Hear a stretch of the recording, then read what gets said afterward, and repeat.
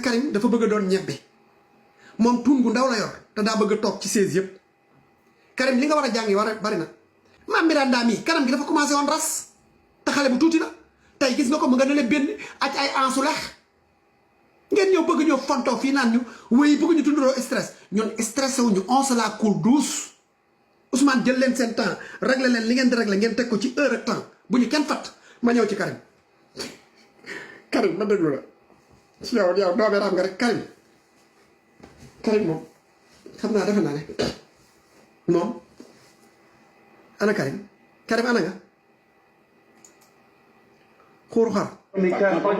étymologiquement banque mooy la religion parce qu'ils n'ont pas de religion. Ça c'est faux. Mais après c'est les gens terminés. Ouais, mais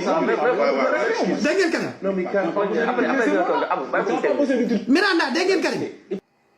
Karim xuuru xar xam nga Cheikh Bara Ndiaye ne woon na ko Karim comme da ngay xeexal l'islam te da nga bëggoon a dem assemblée dem nga ba si sëñ Mountakha di ko ñaan caution amoo caution pour xeexali l'islam assemblée comme juróomi at nga fa naroon a toog mujjoo toog demal juróomi at yi nga jàng alxuraan waaye warul yem ci alxuraan kese parce que Karim dafa bëgg a doon ñebbe moom tuun gu ndaw la yor te daa bëgg a toog ci 16 yëpp